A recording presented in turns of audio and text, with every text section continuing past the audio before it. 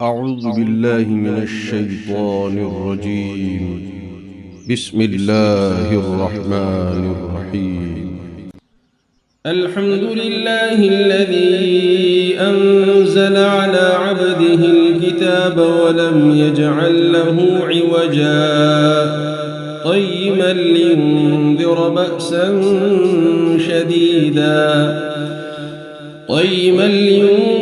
بأسا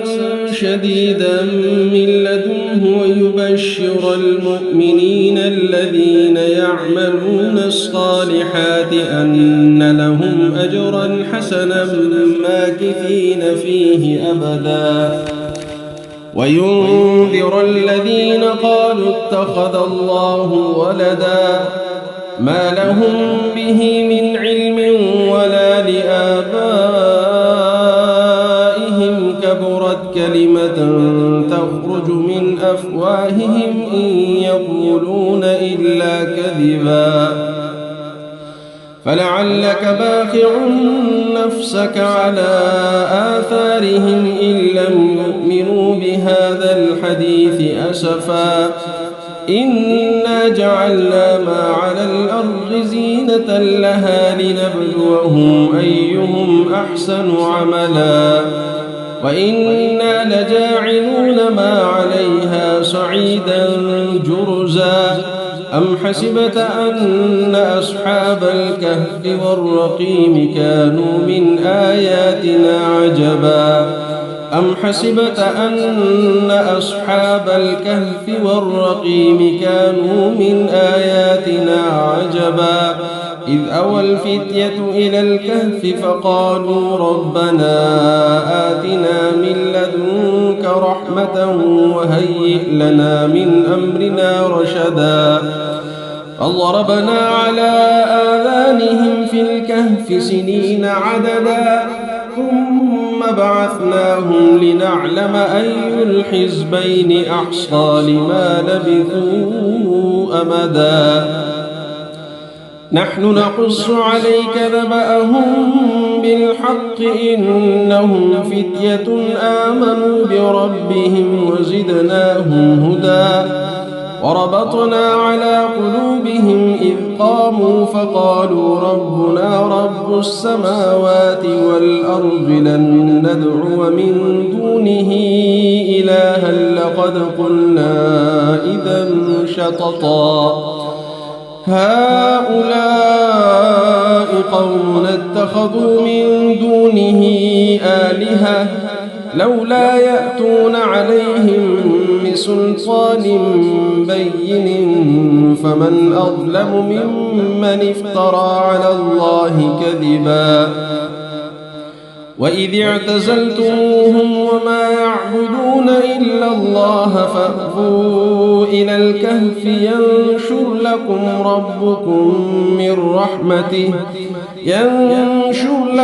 ربكم من رحمته ويهيئ لكم من أمركم مرفقا وترى الشمس إذا طلعت تزاور عن كهفهم ذات اليمين وإذا غربت تقرضهم ذات الشمال وهم في فجوة منه ذلك من آيات الله من يهد الله فهو المهتد ومن يضلل فلن تجد له وليا مرشدا وتحسبهم أيقاظا وهم رقود ونقلبهم ذات اليمين وذات الشمال وكلبهم باسط ذراعيه بالوصيد لو اطلعت عليهم لوليت منهم فرارا ولملئت منهم رعبا وكذلك بعثناهم ليتساءلوا بينهم قال قائل منهم كم لبثتم قالوا لبثنا يوما أو بعض يوم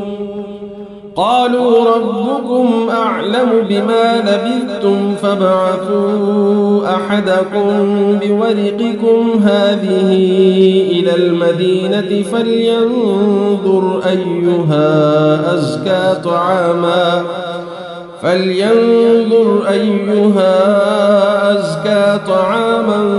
فليأتكم برزق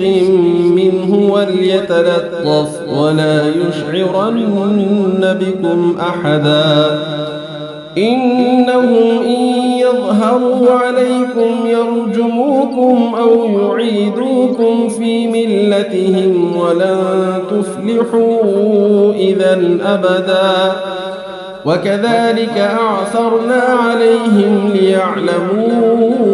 أن وعد الله حق وأن الساعة لا ريب فيها إذ يتنازعون بينهم أمرهم فقالوا ابنوا عليهم بنيانا ربهم أعلم بهم قال الذين غلبوا على أمرهم لنتخذن عليهم مسجدا سيقولون ثلاثة رابعهم كلبهم ويقولون خمسة سادسهم كلبهم رجما بالغيب ويقولون سبعة وثامنهم كلبهم قل ربي أعلم بعدتهم ما يعلمهم إلا قليل فلا تمار فيهم إلا مراء ظاهرا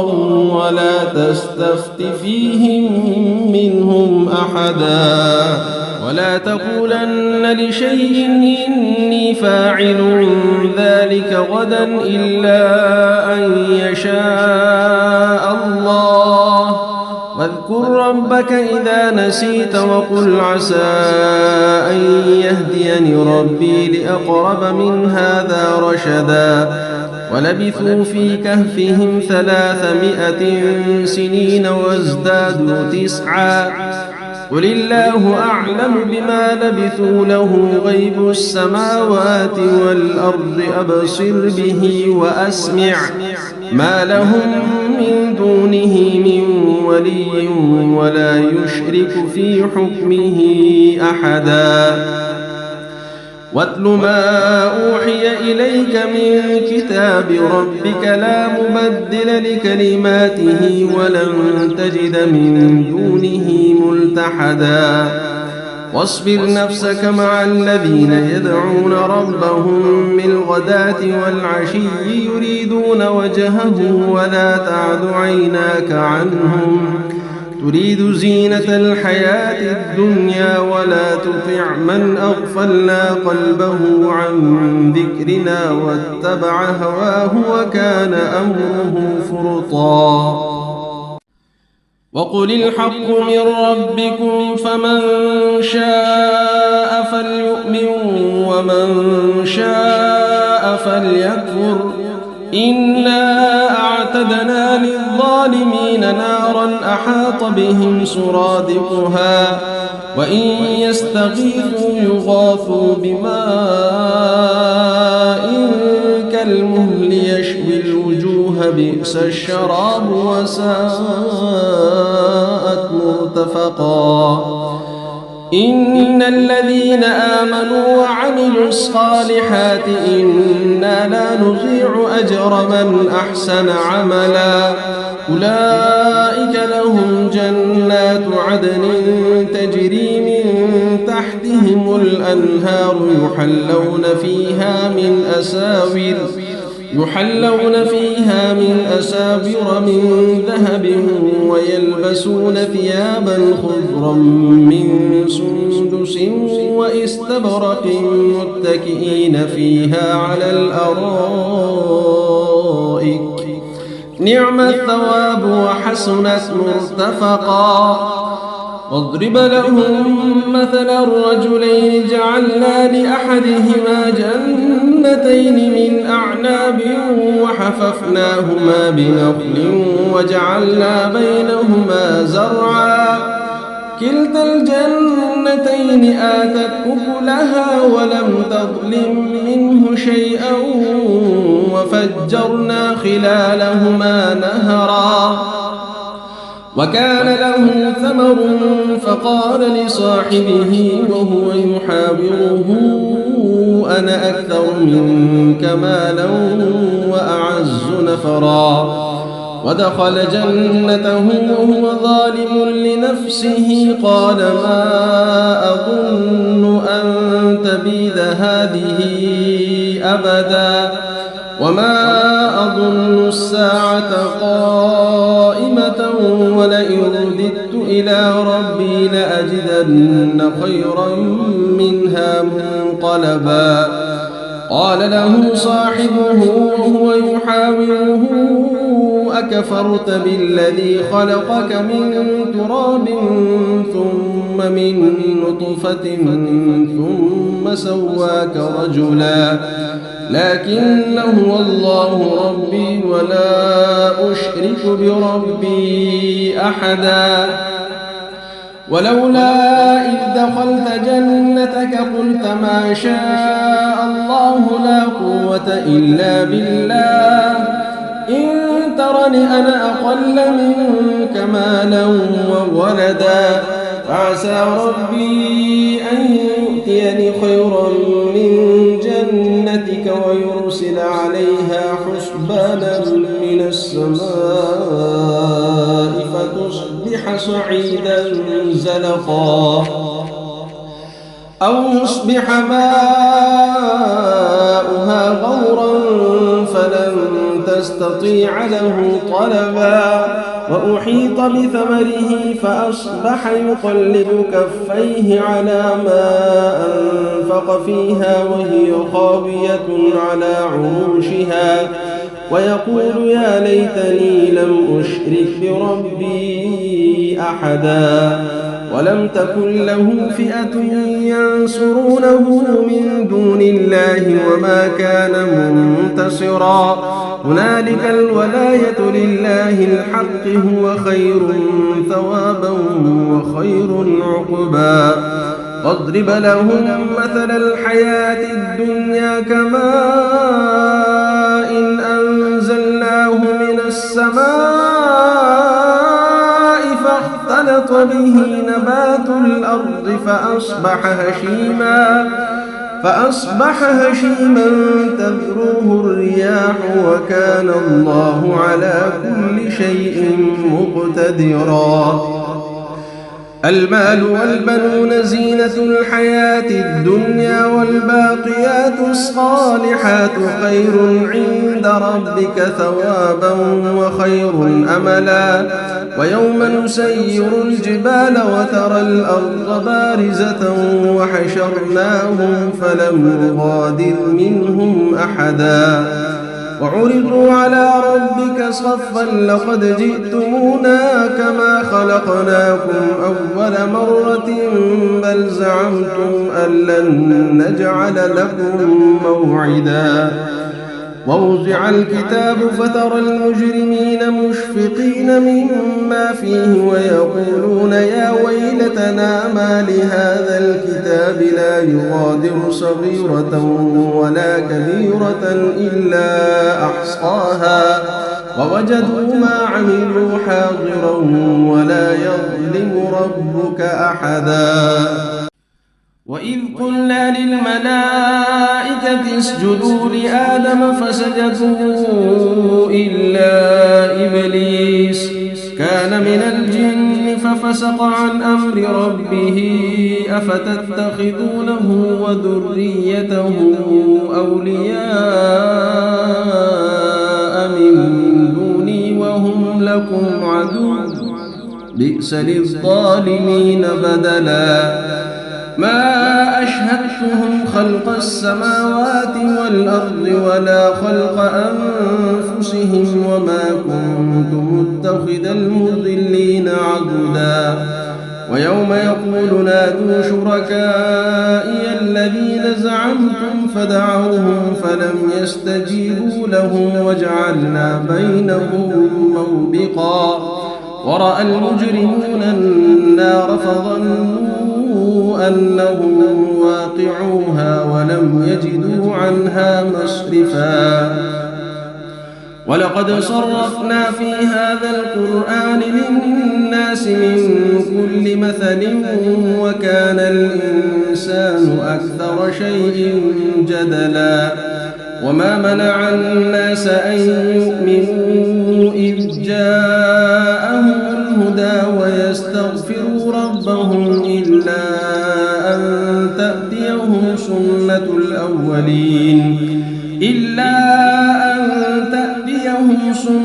الأولين أو يأتيهم العذاب قبلا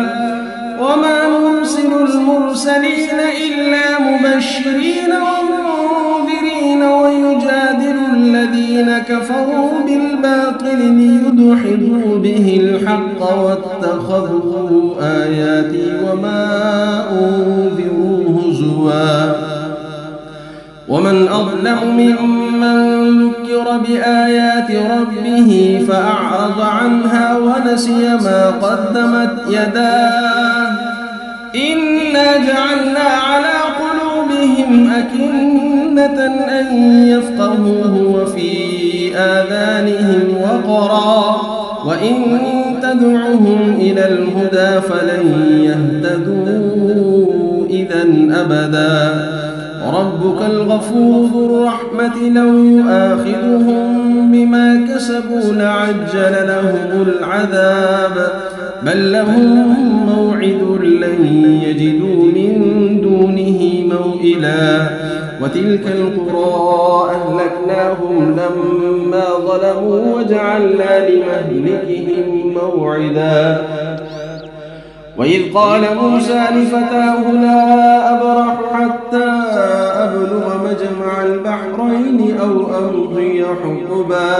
فلما بلغا مجمع بينهما نسيا حوتهما فاتخذ سبيله في البحر سربا فلما جاوزا قال لفتاه آتنا غداءنا لقد لقينا من سفرنا هذا نصبا قال أرأيت إذ أوينا إلى الصخرة فإني نسيت الحوت وما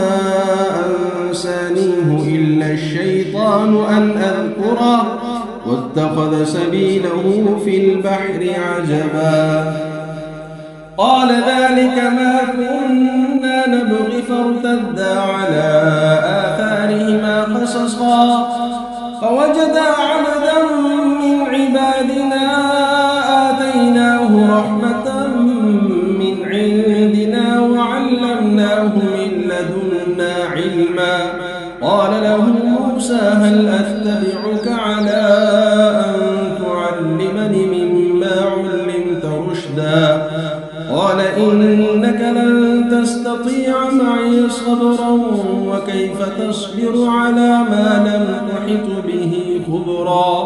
قال ستجدني إن شاء الله صابرا ولا أعصي لك أمرا قال فإن اتبعتني فلا تسألني عن شيء حتى أحدث لك منه ذكرا فانطلقا حتى إذا ركبا في السفينة خرقها قال أخرقتها لتغرق أهلها لقد جئت شيئا إمرا قال ألم أقل إنك لن تستطيع معي صبرا قال لا تؤاخذني بما نسيت ولا ترهقني من أمري عسرا فانطلقا حتى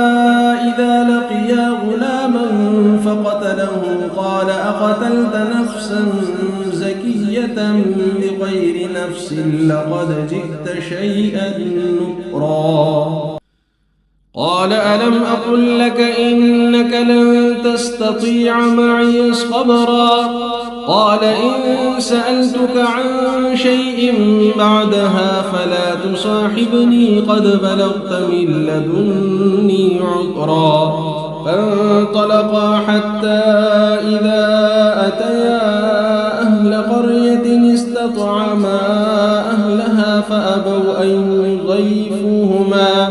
فأبوا أن يضيفوهما فوجدا فيها جدارا يريد أن ينقض فأقامه قال لو شئت لاتخذت عليه أجرا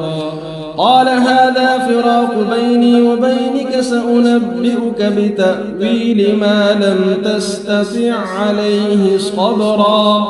أما السفينة فكانت لمساكين يعملون في البحر فأردت أن أعيبها وكان وراءهم ملك يأخذ كل سفينة غصبا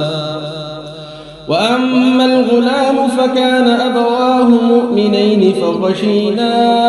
أن يرهقهما طغيانا وكفرا فأردنا أن يبدلهما ربهما خيرا منه زكاة وأقرب رحما وأما الجدار فكان لغلامين يتيمين في المدينة وكان تحته كنز لهما وكان أبوهما صالحا فأراد ربك أن يبلغا أشدهما ويستخرجا كنزهما رحمة من ربك وما فعلته عن أمري ذلك تأويل ما لم تسطع عليه صبرا ويسألونك عن ذي القرنين قل سأتلو عليكم منه ذكرا إنا مكنا له في الأرض وآتيناه من كل شيء سببا فأتبع سببا حتى إذا بلغ مغرب الشمس وجدها تغرب في عين حمئة ووجد عندها قوما قلنا يا ذا القرنين إما أن تعذب وإما أن تتخذ فيهم حسنا قال أما من ظلم فسوف نعذبه ثم يرد إلى ربه فيعذبه عذابا نكرا وأما من آمن وعمل صالحا فله جزاء الحسنى وسنقول له من أمرنا يسرا ثم أتبع سببا حتى إذا بلغ مطلع الشمس وجدها تطلع على قوم لم نجعل لهم من دونها سترا كذلك وقد أحطنا بما لديه خبرا ثم أتبع سببا حتى إذا بلغ بين السدين وجد من دونهما قوما لا يكادون يفقهون قولا قالوا يا ذا القرنين إن يأجوج ومأجوج مفسدون في الأرض فهل نجعل لك خرجا على أن تجعل بيننا وبينهم سدا قال ما مكني فيه ربي خير فأعينوني بقوة أجعل بينكم وبينهم ردما آتوني زبر الحديد حتى إذا ساوى بين الصدفين قال انفخوا حتى إذا جعله نارا قال آتوني أفرغ عليه قطرا فما استطاعوا أن يظهروه وما استطاعوا له نقبا قال هذا رحمة من ربي فإذا جاء وعد ربي جعله دكاء وكان وعد ربي حقا وتركنا بعضهم يومئذ يموج في بعض ونفخ في الصور فجمعناهم جمعا وعرضنا جهنم يومئذ للكافرين عرضا الذين كانت أعينهم في غطاء عن ذكري وكانوا لا يستطيعون سمعا أفحسب الذين كفروا أن يتخذوا عبادي من دوني أولياء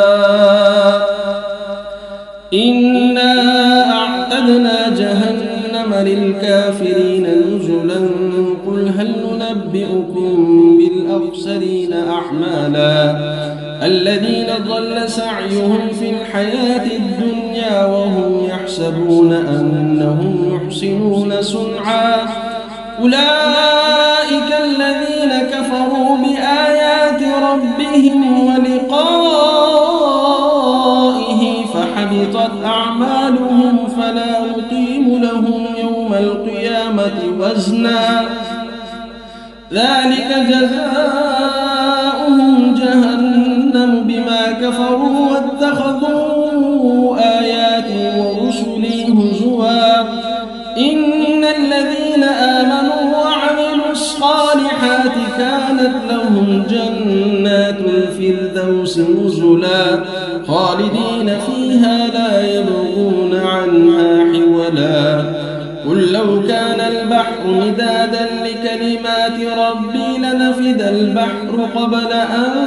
تنفد كلمات ربي ولو جئنا بمثله مددا قل إنما أنا بشر مثلكم يوحى إلي أنما إلهكم إله واحد فمن كان يرجو لقاء ربه فليعمل عملا صالحا ولا يشرك بعبادة ربه أحدا. أعوذ بالله من الشيطان الرجيم. بسم الله الرحمن الرحيم.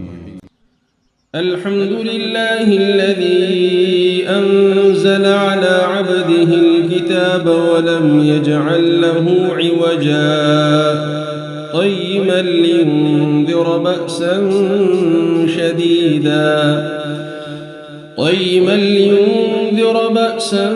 شديدا من لدنه ويبشر المؤمنين الذين يعملون الصالحات أن لهم أجرا حسنا ماكثين فيه أبدا وينذر الذين قالوا اتخذ الله ولدا ما لهم به من علم ولا لآبائهم كبرت كلمة تخرج من أفواههم إن يقولون إلا كذبا فلعلك باخع نفسك على آثارهم إن لم يؤمنوا بهذا الحديث أسفا إنا جعلنا ما على الأرض زينة لها لنبلوهم أيهم أحسن عملا وإنا لجاعلون ما عليها صعيدا جرزا أم حسبت أن أصحاب الكهف والرقيم كانوا من آياتنا عجبا أم حسبت أن أصحاب الكهف والرقيم كانوا من آياتنا عجبا إذ أوى الفتية إلى الكهف فقالوا ربنا آتنا من لدنك رحمة وهيئ لنا من أمرنا رشدا فضربنا على آذانهم في الكهف سنين عددا ثم بعثناهم لنعلم أي الحزبين أحصى لما لبثوا أمدا نحن نقص عليك نبأهم بالحق إنهم فتية آمنوا بربهم وزدناهم هدى وربطنا على قلوبهم إذ قاموا فقالوا ربنا رب السماوات والأرض لن ندعو من دونه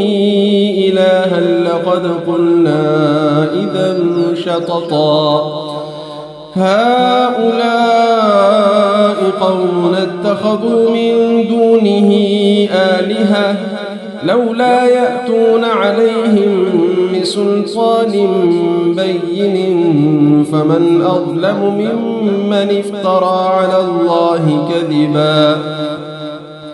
وإذ اعتزلتموهم وما يعبدون إلا الله فأووا إلى الكهف ينشر لكم ربكم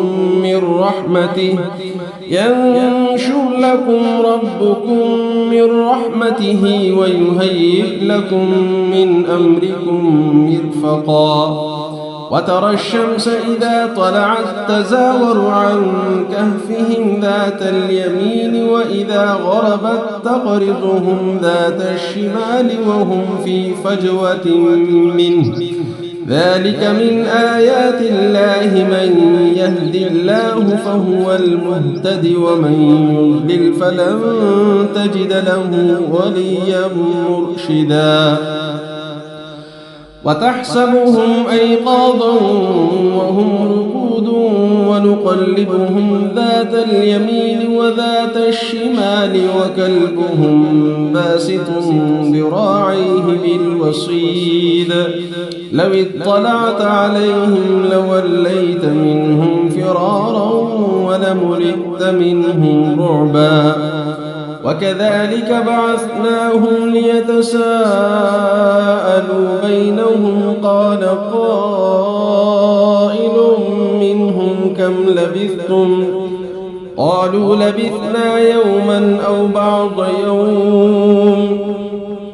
قالوا ربكم أعلم بما لبثتم فابعثوا أحدكم بورقكم هذه إلى المدينة فلينظر أيها أزكى طعاما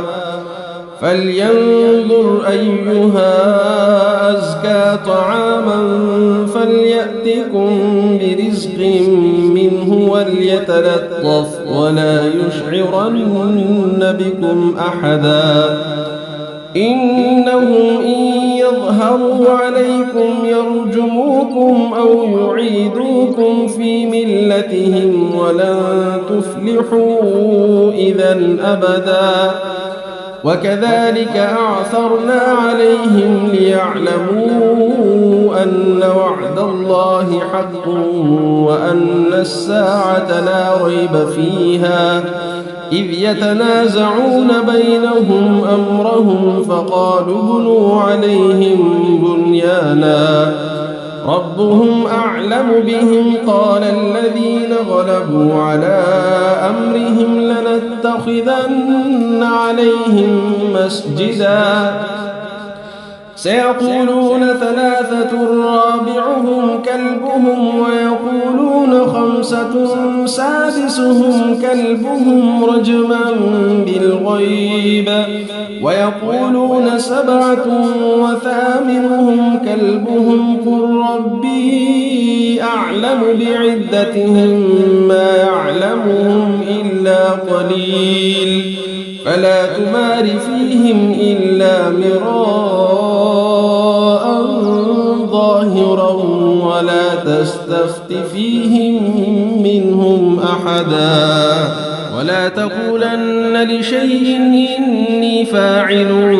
ذلك غدا إلا أن يشاء الله واذكر ربك إذا نسيت وقل عسى أن يهديني ربي لأقرب من هذا رشدا ولبثوا في كهفهم 300 سنين وازدادوا 9 قل الله أعلم بما لبثوا له غيب السماوات والأرض أبصر به وأسمع ما لهم من دونه من ولي ولا يشرك في حكمه أحدا واتل ما أوحي إليك من كتاب ربك لا مبدل لكلماته ولن تجد من دونه ملتحدا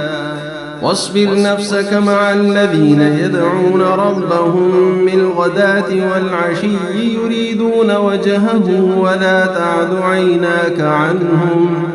تريد زينة الحياة الدنيا ولا تطع من أغفلنا قلبه عن ذكرنا واتبع هواه وكان أمره فرطا وقل الحق من ربكم فمن شاء فليؤمن ومن شاء فليكفر إنا أعتدنا للظالمين نارا أحاط بهم سرادقها وإن يستغيثوا يغاثوا بماء كالمهل يشوي الوجوه بئس الشراب وساءت مرتفقا إن الذين آمنوا وعملوا الصالحات إنا لا نضيع أجر من أحسن عملا أولئك لهم جنات عدن تجري من تحتهم الأنهار يحلون فيها من أساور من ذهب ويلبسون ثيابا خضرا من سندس وإستبرق متكئين فيها على الأرائك نعم الثواب وحسنت مرتفقا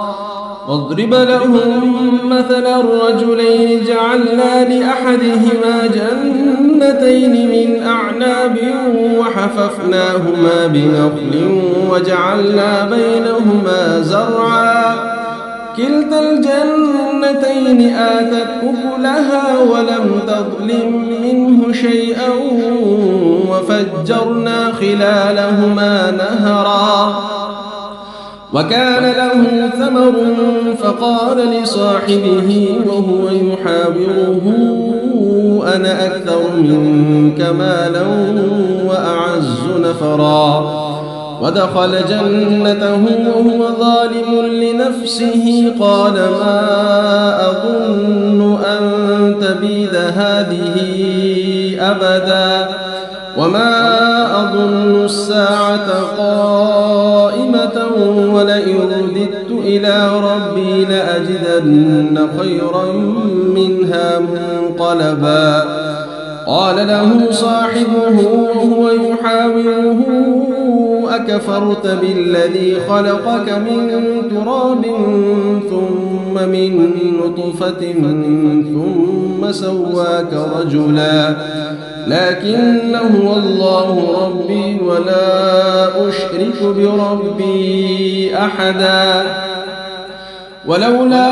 إذ دخلت جنتك قلت ما شاء الله لا قوة إلا بالله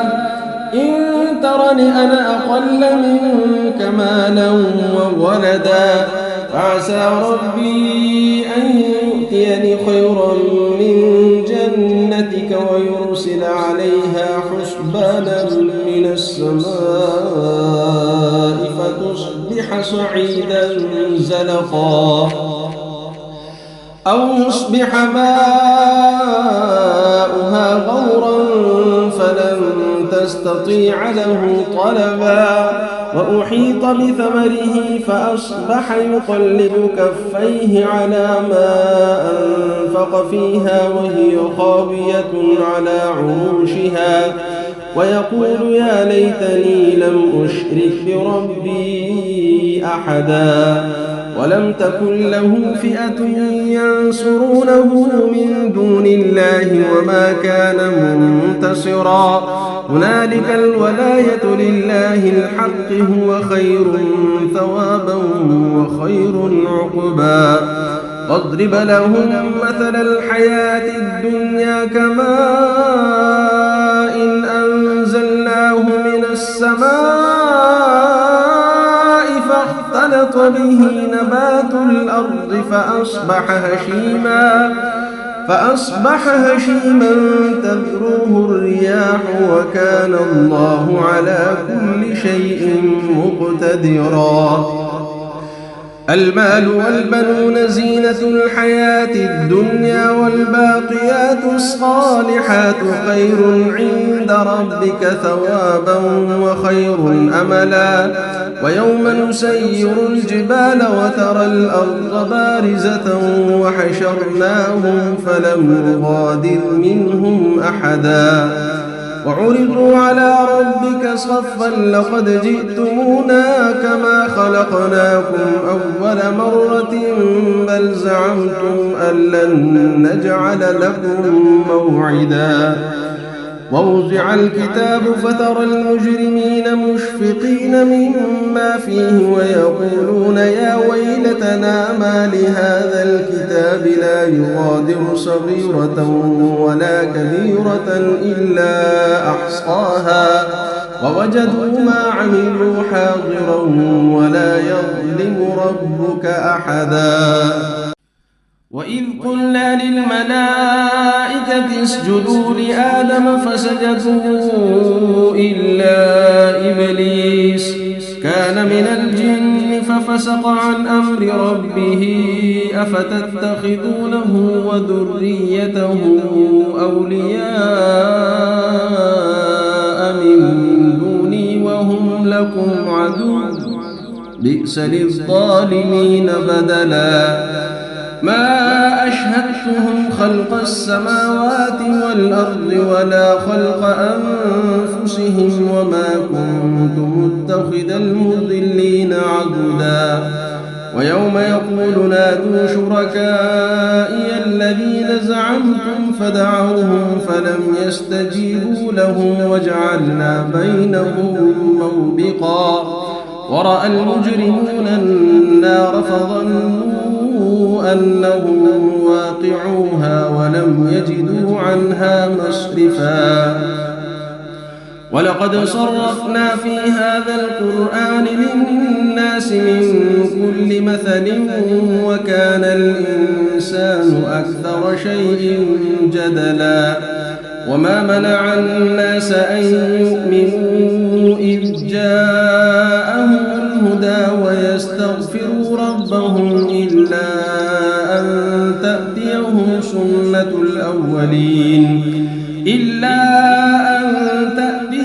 سنة الأولين أو يأتيهم العذاب قبلا. وما نرسل المرسلين إلا مبشرين ومنذرين ويجادل الذين كفروا بالباطل ليدحضوا به الحق واتخذوا آياتي وما أنذروا هزوا. ومن أظلم ممن ذكر بآيات ربه فأعرض عنها ونسي ما قدمت يداه إنا جعلنا على قلوبهم أكنة أن يفقهوه وفي آذانهم وقرا وإن تدعهم إلى الهدى فلن يهتدوا إذا أبدا. وربك الغفور ذو الرحمة لو يؤاخذهم بما كسبوا لعجل لهم العذاب بل لهم موعد لن يجدوا من دونه موئلا. وتلك القرى أهلكناهم لما ظلموا وجعلنا لمهلكهم موعدا. وإذ قال موسى لفتاه لا أبرح حتى أبلغ مجمع البحرين أو أمضي حقبا فلما بلغا مجمع بينهما نسيا حوتهما فاتخذ سبيله في البحر سربا. فلما جاوزا قال لفتاه آتنا غداءنا لقد لقينا من سفرنا هذا نصبا. قال أرأيت إذ أوينا إلى الصخرة فإني نسيت الحوت وما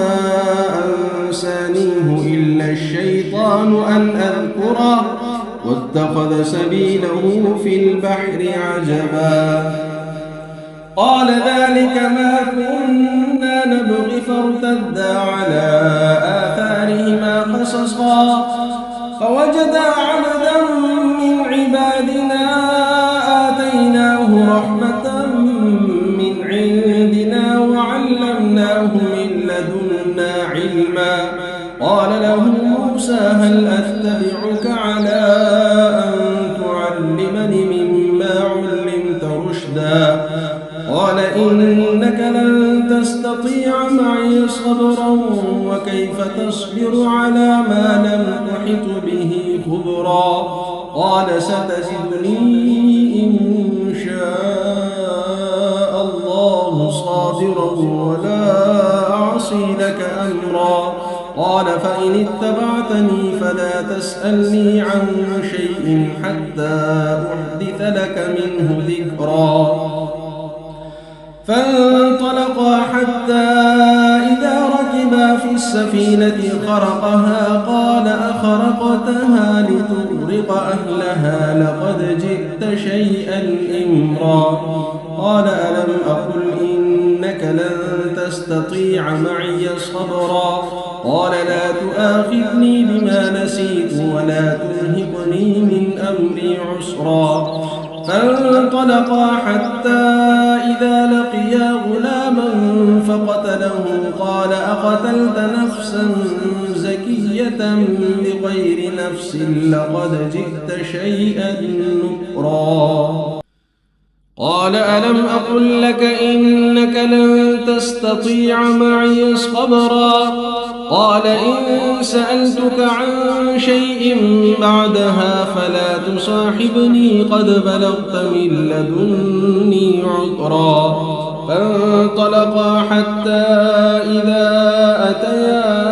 أهل قرية استطعما أهلها فأبوا أن يضيفوهما فوجدا فيها جدارا يريد أن ينقض فأقامه قال لو شئت لاتخذت عليه أجرا قال هذا فراق بيني وبينك سأنبئك بتأويل ما لم تستطع عليه صبرا أما السفينة فكانت لمساكين يعملون في البحر فأردت أن أعيبها وكان وراءهم ملك يأخذ كل سفينة غصبا وأما الغلام فكان أبواه مؤمنين فخشينا أن يرهقهما طغيانا وكفرا فأردنا أن يبدلهما ربهما خيرا منه زكاة وأقرب رحما وأما الجدار فكان لغلامين يتيمين في المدينة وكان تحته كنز لهما وكان أبوهما صالحا فأراد ربك أن يبلغا أشدهما ويستخرجا كنزهما رحمة من ربك وما فعلته عن أمري ذلك تأويل ما لم تستطع عليه صبرا ويسألونك عن ذي القرنين قل سأتلو عليكم منه ذكرا إنا مكنا له في الأرض وآتيناه من كل شيء سببا فأتبع سببا حتى إذا بلغ مغرب الشمس وجدها تغرب في عين حمئة ووجد عندها قوما قلنا يا ذا القرنين إما أن تعذب وإما أن تتخذ فيهم حسنا قال أما من ظلم فسوف نعذبه ثم يرد إلى ربه فيعذبه عذابا نكرا وأما من آمن وعمل صالحا فله جزاء الحسنى وسنقول له من أمرنا يسرا ثم أتبع سببا حتى إذا بلغ مطلع الشمس وجدها تطلع على قوم لم نجعل لهم من دونها سترا كذلك وقد أحطنا بما لديه خبرا ثم أتبع سببا حتى إذا بلغ بين السدين وجد من دونهما قوما لا يكادون يفقهون قولا قالوا يا ذا القرنين إن يأجوج ومأجوج يأجوج مفسدون في الأرض فهل نجعل لك خرجا على أن تجعل بيننا وبينهم سدا قال ما مكني فيه ربي خير فأعينوني بقوة أجعل بينكم وبينهم ردما آتوني زبر الحديد حتى إذا ساوى بين الصدفين قال انفخوا حتى إذا جعله نارا قال آتوني أفرغ عليه قطرا فما استطاعوا أن يظهروه وما استطاعوا له نقبا قال هذا رحمة من ربي فإذا جاء وعد ربي جعله دكاء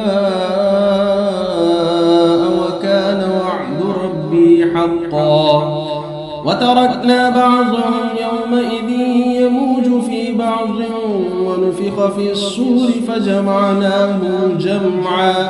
وعرضنا جهنم يومئذ للكافرين عرضا الذين كانت أعينهم في غطاء عن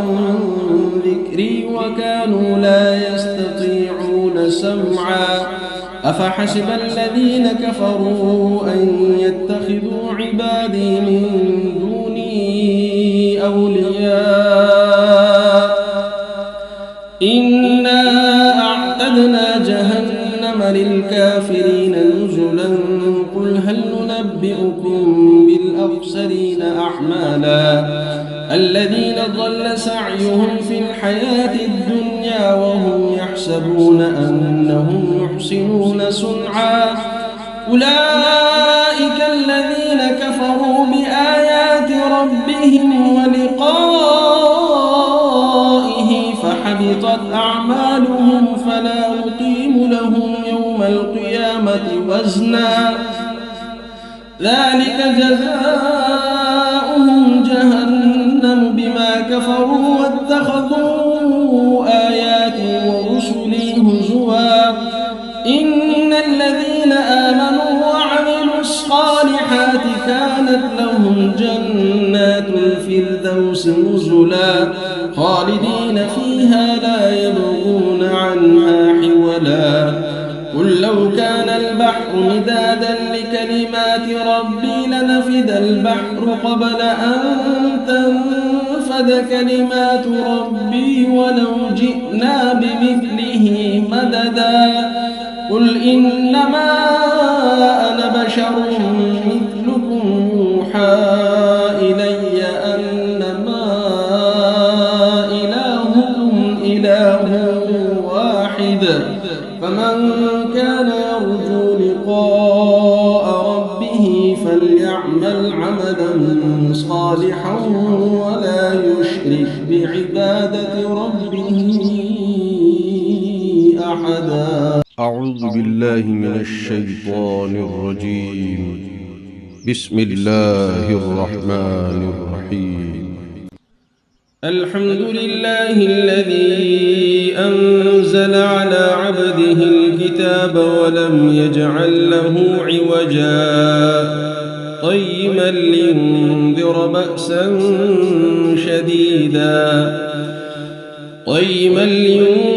بأسا شديدا من لدنه ويبشر المؤمنين الذين يعملون الصالحات أن لهم أجرا حسنا ماكثين فيه أبدا وينذر الذين قالوا اتخذ الله ولدا ما لهم به من علم ولا لآبائهم كبرت كلمة تخرج من أفواههم إن يقولون إلا كذبا فلعلك باخع نفسك على آثارهم إن لم يؤمنوا بهذا الحديث أسفا إنا جعلنا ما على الأرض زينة لها لنبلوهم أيهم أحسن عملا وإنا لجاعلون ما عليها صعيدا جرزا أم حسبت أن أصحاب الكهف والرقيم كانوا من آياتنا عجبا أم حسبت أن أصحاب الكهف والرقيم كانوا من آياتنا عجبا إذ أوى الفتية إلى الكهف فقالوا ربنا آتنا من لدنك رحمة وهيئ لنا من أمرنا رشدا فضربنا على آذانهم في الكهف سنين عددا ثم بعثناهم لنعلم أي الحزبين أحصى لما لبثوا أمدا نحن نقص عليك نبأهم بالحق إنهم فتية آمنوا بربهم وزدناهم هدى وربطنا على قلوبهم إذ قاموا فقالوا ربنا رب السماوات والأرض لن ندعو من دونه إلها لقد قلنا إذا شططا هؤلاء قوم اتخذوا من دونه آلهة لولا يأتون عليهم بسلطان بين فمن أظلم ممن افترى على الله كذبا وإذ اعتزلتموهم وما يعبدون إلا الله فأووا إلى الكهف ينشر لكم ربكم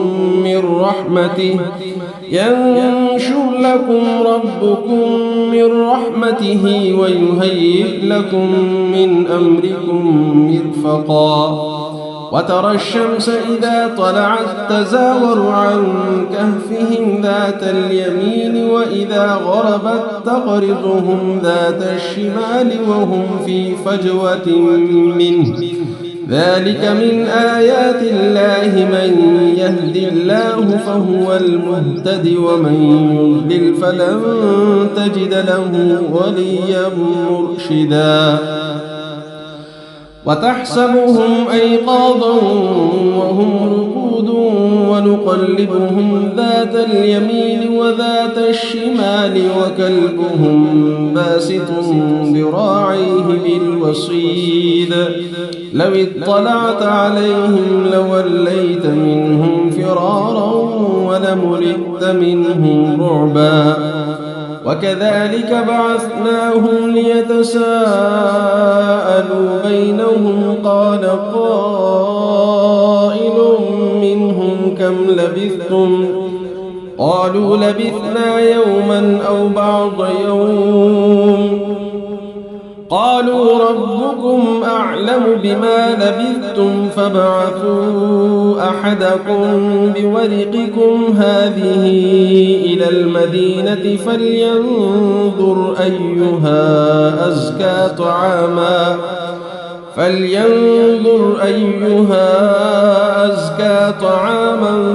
فليأتكم برزق منه وليتلطف ولا يشعرن بكم أحدا إنهم إن يظهروا عليكم يرجموكم أو يعيدوكم في ملتهم ولن تفلحوا إذا أبدا وكذلك أعثرنا عليهم ليعلموا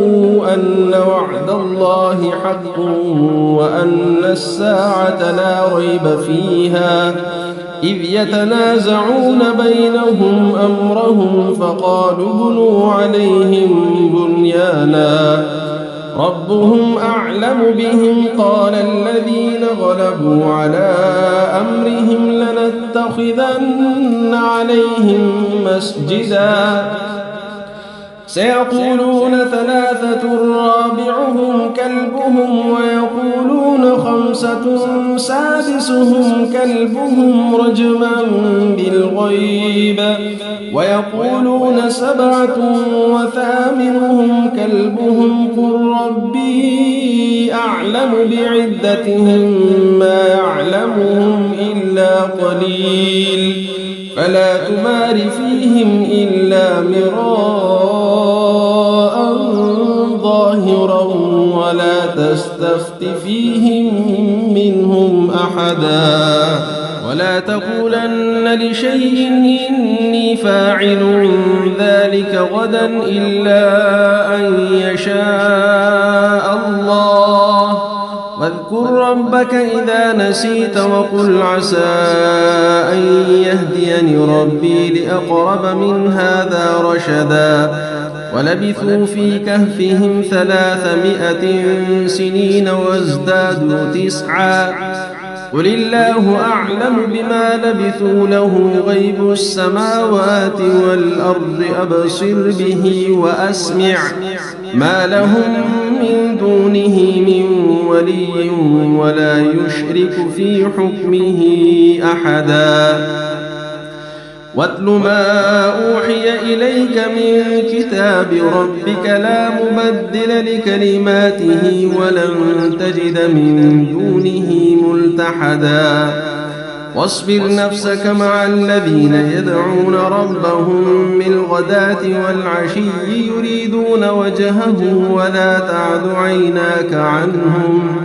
تريد زينة الحياة الدنيا ولا تطع من أغفلنا قلبه عن ذكرنا واتبع هواه وكان أمره فرطا وقل الحق من ربكم فمن شاء فليؤمن ومن شاء فليكفر إنا أعتدنا للظالمين نارا أحاط بهم سرادقها وإن يستغيثوا يغاثوا بماء كالمهل يشوي الوجوه بئس الشراب وساءت مرتفقا إن الذين آمنوا وعملوا الصالحات إنا لا نضيع أجر من أحسن عملا أولئك لهم جنات عدن تجري من تحتهم الأنهار يحلون فيها من أساور من ذهب ويلبسون ثيابا خضرا من سندس واستبرق متكئين فيها على الأرائك نعم الثواب وحسنت مرتفقا واضرب لهم مثل الرجلين جعلنا لأحدهما جنتين من أعناب وحففناهما بنخل وجعلنا بينهما زرعا كلتا الجنتين آتت أكلها ولم تظلم منه شيئا وفجرنا خلالهما نهرا وكان له ثمر فقال لصاحبه وهو يحاوره أنا أكثر منك مالا وأعز نفرا ودخل جنته وهو ظالم لنفسه قال ما أظن أن تبيد هذه أبدا وما أظن الساعة قائمة ولئن رددت إلى ربي لأجدن خيرا منها منقلبا قال له صاحبه وهو يحاوره أكفرت بالذي خلقك من تراب ثم من نطفة ثم سواك رجلا لكن هو الله ربي ولا أشرك بربي أحدا ولولا إذ دخلت جنتك قلت ما شاء الله لا قوة إلا بالله إن ترني أنا أقل منك مالا وولدا فعسى ربي أن يؤتيني خيرا من جنتك ويرسل عليها حسبانا من السماء فتصبح صعيدا زلقا أو يصبح ماؤها غورا فلن تستطيع له طلبا وأحيط بثمره فأصبح يقلب كفيه على ما أنفق فيها وهي خاوية على عروشها ويقول يا ليتني لم أشرك بربي أحدا ولم تكن له فئة ينصرونه من دون الله وما كان منتصرا هنالك الولاية لله الحق هو خير ثوابا وخير عقبا واضرب لهم مثل الحياة الدنيا كماء إن أنزلناه من السماء فاختلط به نبات الأرض فأصبح هشيما تذروه الرياح وكان الله على كل شيء مقتدرا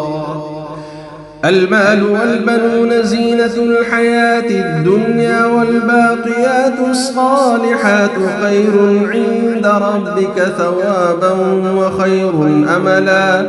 ويوم نسير الجبال وترى الأرض بارزة وحشرناهم فلم نغادر منهم أحدا وعرضوا على ربك صفا لقد جئتمونا كما خلقناكم أول مرة بل زعمتم أن لن نجعل لكم موعدا ووضع الكتاب فترى المجرمين مشفقين مما فيه ويقولون يا ويلتنا ما لهذا الكتاب لا يغادر صغيرة ولا كبيرة إلا أحصاها ووجدوا ما عملوا حاضرا ولا يظلم ربك أحدا وإذ قلنا للملائكة اسجدوا لآدم فسجدوا إلا إبليس كان من الجن ففسق عن أمر ربه أفتتخذونه وذريته أولياء من دوني وهم لكم عدو بئس للظالمين بدلا ما أشهدتهم خلق السماوات والأرض ولا خلق أنفسهم وما كنت متخذ المضلين عضدا ويوم يقول نادوا شركائي الذين زعمتم فدعوهم فلم يستجيبوا لهم وجعلنا بينهم موبقا ورأى المجرمون النار فظنوا أنهم واقعوها ولم يجدوا عنها مصرفا ولقد صرفنا في هذا القرآن للناس من كل مثل وكان الإنسان أكثر شيء جدلا وما منع الناس أن يؤمنوا إذ جاءهم الهدى ويستغفروا ربهم إلا أن تأتيهم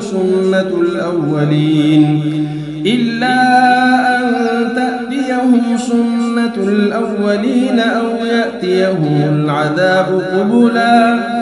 وما نرسل المرسلين إلا مبشرين ومنذرين ويجادل الذين كفروا بالباطل ليدحضوا به الحق واتخذوا آياتي وما أنذروا هزوا ومن أظلم ممن ذكر بآيات ربه فأعرض عنها ونسي ما قدمت يداه إنا جعلنا على قلوبهم أكنة أن يفقهوه وفي آذانهم وقرا وإن تدعهم إلى الهدى فلن يهتدوا إذا أبدا وربك الغفور ذو الرحمة لو يؤاخذهم بما كسبوا لعجل لهم العذاب بل لهم موعد لن يجدوا من دونه موئلا وتلك القرى أهلكناهم لما ظلموا وجعلنا لمهلكهم موعدا وإذ قال موسى لفتاه لا أبرح حتى أبلغ مجمع البحرين أو أمضي حقبا فلما بلغا مجمع بينهما نسيا حوتهما فاتخذ سبيله في البحر سربا فلما جاوزا قال لفتاه آتنا غداءنا لقد لقينا من سفرنا هذا نصبا قال أرأيت إذ أوينا إلى الصخرة فإني نسيت الحوت وما أنسانيه إلا الشيطان أن أذكره واتخذ سبيله في البحر عجبا قال ذلك ما كنا نبغي فارتدا على آثارهما قصصا فوجدا عبدا من عبادنا آتيناه رحمة من عندنا وعلمناه من لدنا علما قال له موسى هل أتبعك على أن تعلمني مما علمت رشدا قال إنك لن تستطيع معي صبرا وكيف تصبر على ما لم تحط به خبرا قال ستجدني إن شاء الله صابرا ولا أعصي لك أمرا قال فإن اتبعتني فلا تسألني عن شيء حتى أحدث لك منه ذكرا فانطلقا حتى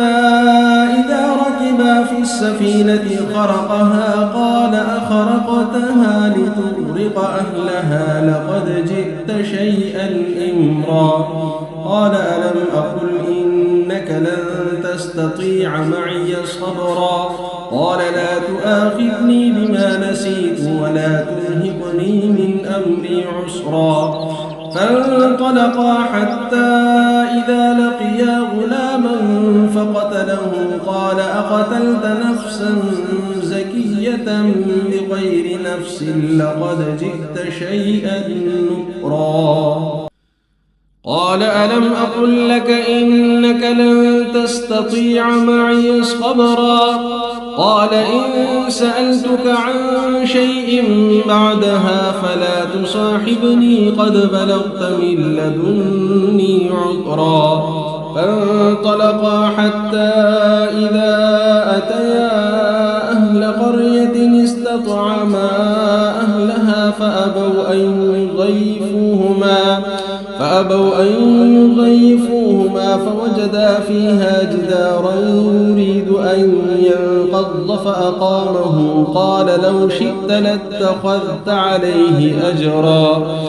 قال هذا فراق بيني وبينك سأنبئك بتأويل ما لم تستطع عليه صبرا أما السفينة فكانت لمساكين يعملون في البحر فأردت أن أعيبها وكان وراءهم ملك يأخذ كل سفينة غصبا وأما الغلام فكان أبواه مؤمنين فخشينا أن يرهقهما طغيانا وكفرا فأردنا أن يبدلهما ربهما خيرا منه زكاة وأقرب رحما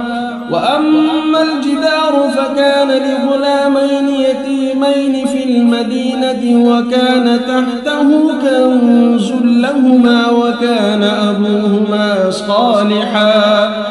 فأراد ربك أن يبلغا أشدهما ويستخرجا كنزهما رحمة من ربك وما فعلته عن أمري ذلك تأويل ما لم تستطع عليه صبرا ويسألونك عن ذي القرنين قل سأتلو عليكم من ذكرا إنا مكنا له في الأرض وآتيناه من كل شيء سببا فأتبع سببا حتى إذا بلغ مغرب الشمس وجدها تغرب في عين حمئة ووجد عندها قوما قلنا يا ذا القرنين إما أن تعذب وإما أن تتخذ فيهم حسنا قال أما من ظلم فسوف نعذبه ثم يرد إلى ربه فيعذبه عذابا نكرا وأما من آمن وعمل صالحا فله جزاء الحسنى وسنقول له من أمرنا يسرا ثم أتبع سببا حتى إذا بلغ مطلع الشمس وجدها تطلع على قوم لم نجعل لهم من دونها سترا كذلك وقد أحطنا بما لديه خبرا ثم أتبع سببا حتى إذا بلغ بين السدين وجد من دونهما قوما لا يكادون يفقهون قولا قالوا يا ذا القرنين إن يأجوج ومأجوج مفسدون في الأرض فهل نجعل لك خرجا على أن تجعل بيننا وبينهم سدا قال ما مكني فيه ربي خير فأعينوني بقوة أجعل بينكم وبينهم ردما آتوني زبر الحديد حتى إذا ساوى بين الصدفين قال انفخوا حتى إذا جعله نارا قال آتوني أفرغ عليه قطرا فما استطاعوا أن يظهروه وما استطاعوا له نقبا قال هذا رحمة من ربي فإذا جاء وعد ربي جعله دكاء وكان وعد ربي حقا وتركنا بعضهم يومئذ يموج في بعض ونفخ في الصور فجمعناهم جمعا وعرضنا جهنم يومئذ للكافرين عرضا الذين كانت أعينهم في غطاء عن ذكري وكانوا لا يستطيعون سمعا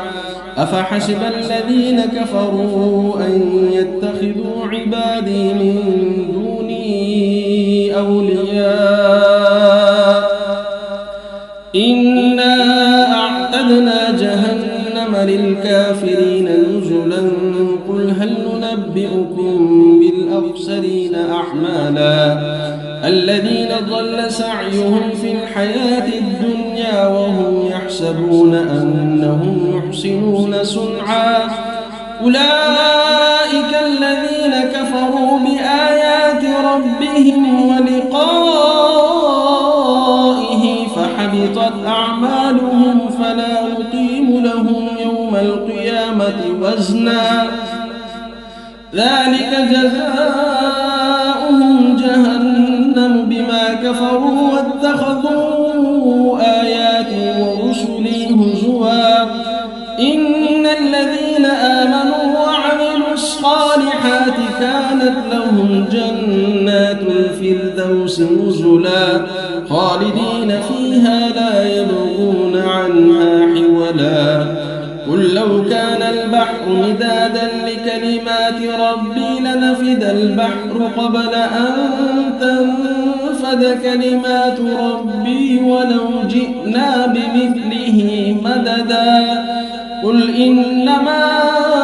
أنا بشر مثلكم يوحى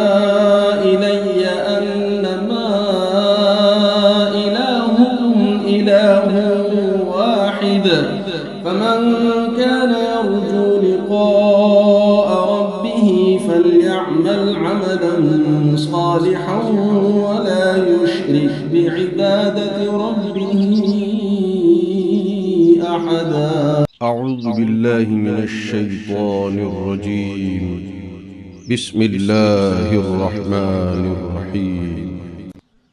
الحمد لله الذي أنزل على عبده الكتاب ولم يجعل له عوجا قيما لينذر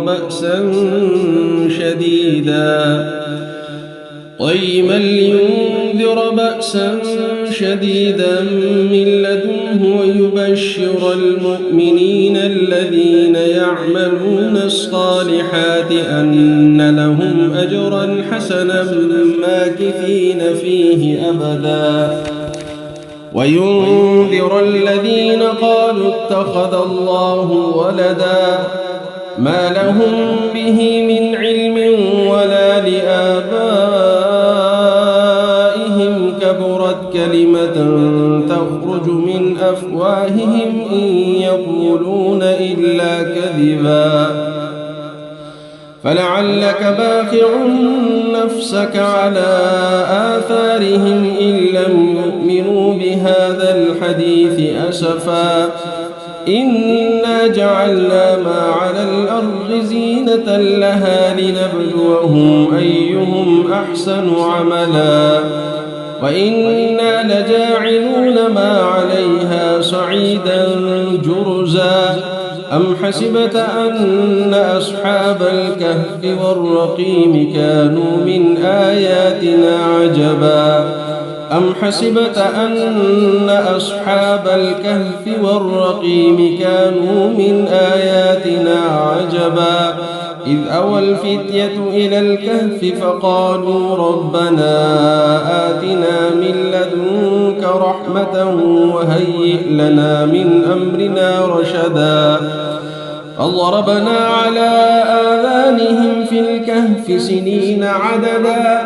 ثم بعثناهم لنعلم أي الحزبين أحصى لما لبثوا أمدا. نحن نقص عليك نبأهم بالحق إنهم فتية آمنوا بربهم وزدناهم هدى. وربطنا على قلوبهم إذ قاموا فقالوا ربنا رب السماوات والأرض لن ندعو من دونه إلها لقد قلنا إذا شططا. هؤلاء قوم اتخذوا من دونه آلهة لولا يأتون عليهم بسلطان بين فمن أظلم ممن افترى على الله كذبا. وإذ اعتزلتموهم وما يعبدون إلا الله فأووا إلى الكهف ينشر لكم ربكم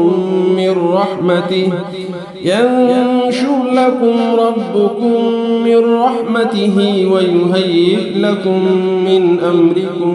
مرفقا. وترى الشمس إذا طلعت تزاور عن كهفهم ذات اليمين وإذا غربت تقرضهم ذات الشمال وهم في فجوة منه. ذلك من آيات الله من يهد الله فهو المهتد ومن يضلل فلن تجد له وليا مرشدا. وتحسبهم أيقاظا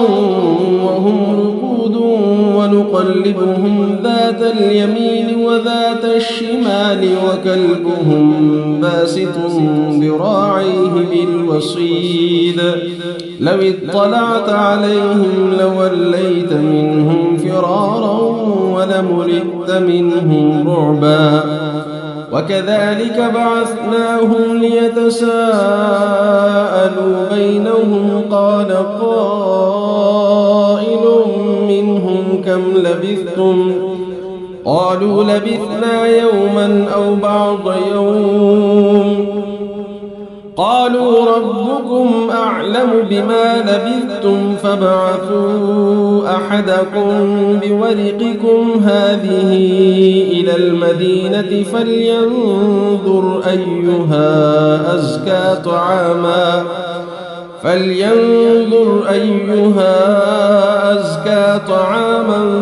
فليأتكم برزق منه وليتلطف ولا يشعرن بكم أحدا إنهم إن يظهروا عليكم يرجموكم أو يعيدوكم في ملتهم ولن تفلحوا إذا أبدا وكذلك أعثرنا عليهم ليعلموا أن وعد الله حق وأن الساعة لا ريب فيها إذ يتنازعون بينهم أمرهم فقالوا ابنوا عليهم بنيانا ربهم أعلم بهم قال الذين غلبوا على أمرهم لنتخذن عليهم مسجدا سيقولون ثلاثة رابعهم كلبهم ويقولون خمسة سادسهم كلبهم رجما بالغيب ويقولون سبعة وثامنهم كلبهم قل ربي أعلم بعدتهم ما يعلمهم إلا قليل فلا تمار فيهم إلا مراء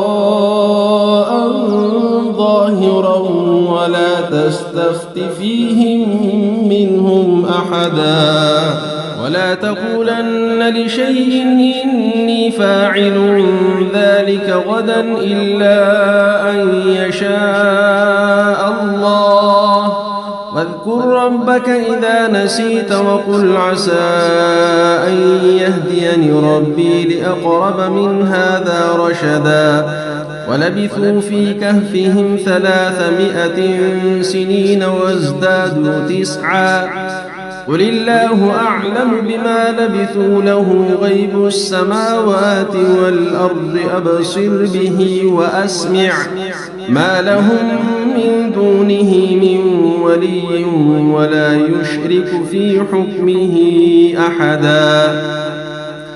واتل ما أوحي إليك من كتاب ربك لا مبدل لكلماته ولن تجد من دونه ملتحدا واصبر نفسك مع الذين يدعون ربهم بالغداة والعشي يريدون وجهه ولا تعد عيناك عنهم تريد زينة الحياة الدنيا ولا تطع من أغفلنا قلبه عن ذكرنا واتبع هواه وكان أمره فرطا وقل الحق من ربكم فمن شاء فليؤمن ومن شاء فليكفر إنا أعتدنا للظالمين نارا أحاط بهم سرادقها وإن يستغيثوا يغاثوا بماء كالمهل يشوي الوجوه بئس الشراب وساءت مرتفقا إن الذين آمنوا وعملوا الصالحات إنا لا نضيع أجر من أحسن عملا أولئك لهم جنات عدن تجري من تحتهم الأنهار يحلون فيها من أساور من ذهب ويلبسون ثيابا خضرا من سندس واستبرق متكئين فيها على الأرائك نعم الثواب وحسنت مرتفقا واضرب لهم مثل الرجلين جعلنا لأحدهما جنتين من أعناب وحففناهما بنخل وجعلنا بينهما زرعا كلتا الجنتين آتت أكلها ولم تظلم منه شيئا وفجرنا خلالهما نهرا وكان له ثمر فقال لصاحبه وهو يحاوره أنا أكثر منك مالا وأعز نفرا ودخل جنته وهو ظالم لنفسه قال ما أظن أن تبيد هذه أبدا وما أظن الساعة قائمة ولئن رددت إلى ربي لأجدن خيرا منها منقلبا قال له صاحبه وهو يحاوره أكفرت بالذي خلقك من تراب ثم من نطفة ثم سواك رجلا لكن هو الله ربي ولا أشرك بربي أحدا ولولا إذ دخلت جنتك قلت ما شاء الله لا قوة إلا بالله إن ترني أنا أقل منك مالا وولدا فعسى ربي أن يؤتيني خيرا من جنتك ويرسل عليها حسبانا من السماء فتصبح صعيدا زلقا أو يصبح ماؤها غورا فلن تستطيع له طلبا وأحيط بثمره فأصبح يقلب كفيه على ما أنفق فيها وهي خاوية على عروشها ويقول يا ليتني لم أشرك بربي أحدا ولم تكن له فئة ينصرونه من دون الله وما كان منتصرا هنالك الولاية لله الحق هو خير ثوابا وخير عقبا واضرب لهم مثل الحياة الدنيا كماء إن أنزلناه من السماء فاختلط به نبات الأرض فأصبح هشيما تذروه الرياح وكان الله على كل شيء مقتدرا المال والبنون زينة الحياة الدنيا والباقيات الصالحات خير عند ربك ثوابا وخير أملا ويوم نسير الجبال وترى الأرض بارزة وحشرناهم فلم نغادر منهم أحدا وعرضوا على ربك صفا لقد جئتمونا كما خلقناكم أول مرة بل زعمتم أن لن نجعل لكم موعدا ووضع الكتاب فترى المجرمين مشفقين مما فيه ويقولون يا ويلتنا ما لهذا الكتاب لا يغادر صغيرة ولا كبيرة إلا أحصاها ووجدوا ما عملوا حاضرا ولا يظلم ربك أحدا وإذ قلنا للملائكة اسجدوا لآدم فسجدوا إلا إبليس كان من الجن ففسق عن أمر ربه أفتتخذونه وذريته أولياء من دوني وهم لكم عدو بئس للظالمين بدلا ما أشهدتهم خلق السماوات والأرض ولا خلق أنفسهم وما كنت متخذ المضلين عضدا ويوم يقول نادوا شركائي الذين زعمتم فدعوهم فلم يستجيبوا لهم وجعلنا بينهم موبقا ورأى المجرمون النار فظنوا أنهم واقعوها ولم يجدوا عنها مصرفا ولقد صرفنا في هذا القرآن للناس من كل مثل وكان الإنسان أكثر شيء جدلا وما منع الناس أن يؤمنوا إذ جاءهم الهدى ويستغفروا ربهم إلا أن تأتيهم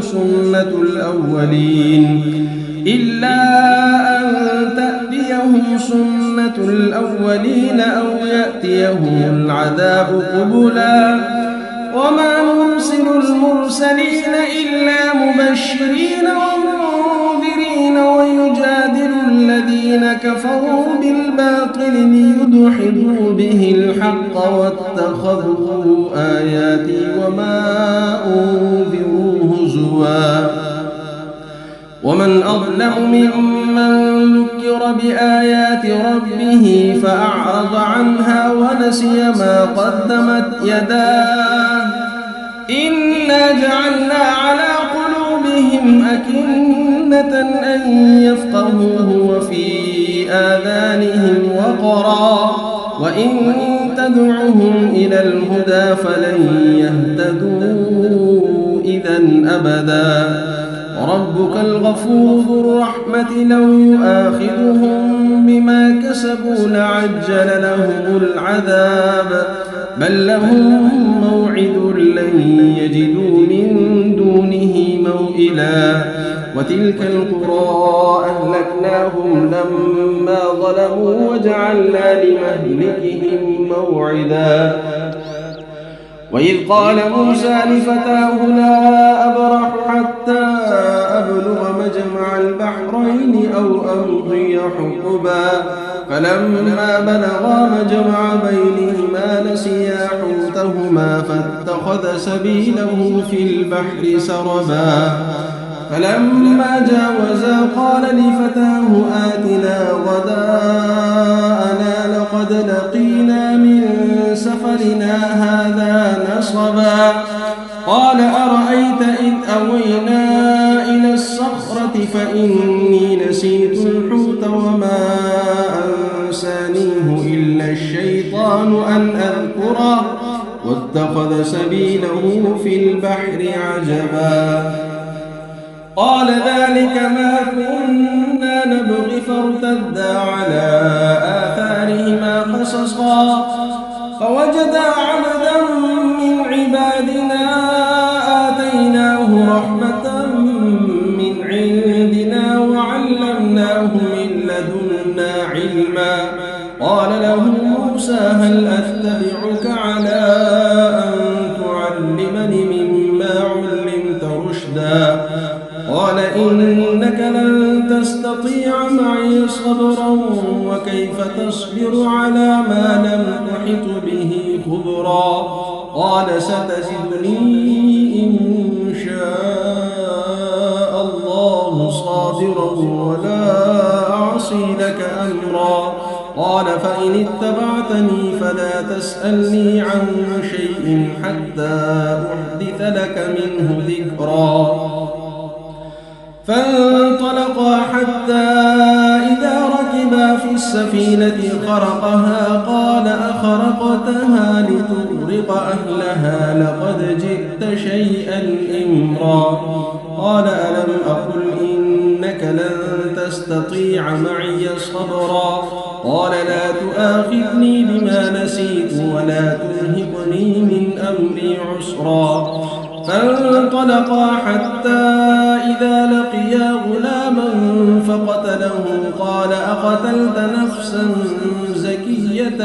بغير نفس لقد جئت شيئا نكرا قال ألم أقل لك إنك لن تستطيع معي صبرا قال إن سألتك عن شيء بعدها فلا تصاحبني قد بلغت من لدني عذرا فانطلقا حتى إذا أتيا أهل قرية استطعما فاستطعما أهلها فأبوا أن يضيفوهما فوجدا فيها جدارا يريد أن ينقض فأقامه قال لو شئت لاتخذت عليه أجرا قال هذا فراق بيني وبينك سأنبئك بتأويل ما لم تستطع عليه صبرا أما السفينة فكانت لمساكين يعملون في البحر فأردت أن أعيبها وكان وراءهم ملك يأخذ كل سفينة غصبا وأما الغلام فكان أبواه مؤمنين فخشينا أن يرهقهما طغيانا وكفرا فأردنا أن يبدلهما ربهما خيرا منه زكاة وأقرب رحما وأما الجدار فكان لغلامين يتيمين في المدينة وكان تحته كنز لهما وكان أبوهما صالحا فأراد ربك أن يبلغا أشدهما ويستخرجا كنزهما رحمة من ربك وما فعلته عن أمري ذلك تأويل ما لم تستطع عليه صبرا ويسألونك عن ذي القرنين قل سأتلو عليكم منه ذكرا إنا مكنا له في الأرض وآتيناه من كل شيء سببا فأتبع سببا حتى إذا بلغ مغرب الشمس وجدها تغرب في عين حمئة ووجد عندها قوما قلنا يا ذا القرنين إما أن تعذب وإما أن تتخذ فيهم حسنا قال أما من ظلم فسوف نعذبه ثم يرد إلى ربه فيعذبه عذابا نكرا وأما من آمن وعمل صالحا فله جزاء الحسنى وسنقول له من أمرنا يسرا ثم أتبع سببا حتى إذا بلغ مطلع الشمس وجدها تطلع على قوم لم نجعل لهم من دونها سترا كذلك وقد أحطنا بما لديه خبرا ثم أتبع سببا حتى إذا بلغ بين السدين وجد من دونهما قوما لا يكادون يفقهون قولا قالوا يا ذا القرنين إن يأجوج ومأجوج مفسدون في الأرض فهل نجعل لك خرجا على أن تجعل بيننا وبينهم سدا قال ما مكنني فيه ربي خير فأعينوني بقوة أجعل بينكم وبينهم ردما آتوني زبر الحديد حتى إذا ساوى بين الصدفين قال انفخوا حتى إذا جعله نارا قال آتوني أفرغ عليه قطرا فما استطاعوا أن يظهروه وما استطاعوا له نقبا قال هذا رحمة من ربي فإذا جاء وعد ربي جعله دكاء وكان وعد ربي حقا وتركنا بعضهم يومئذ يموج في بعض ونفخ في الصور فجمعناهم جمعا وعرضنا جهنم يومئذ للكافرين عرضا الذين كانت أعينهم في غطاء عن ذكري وكانوا لا يستطيعون سمعا أفحسب الذين كفروا أن يتخذوا عبادي من دوني أولياء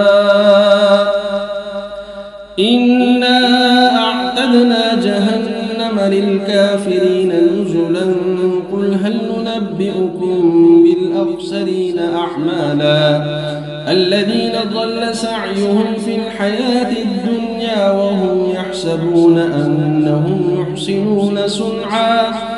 أولئك الذين كفروا بآيات ربهم ولقائه فحبطت أعمالهم فلا نقيم لهم يوم القيامة وزنا ذلك جزاؤهم جهنم بما كفروا واتخذوا آياتي ورسلي هزوا إن الذين آمنوا وعملوا الصالحات كانت لهم جنات الفردوس نزلا خالدين فيها لا يبغون عنها حولا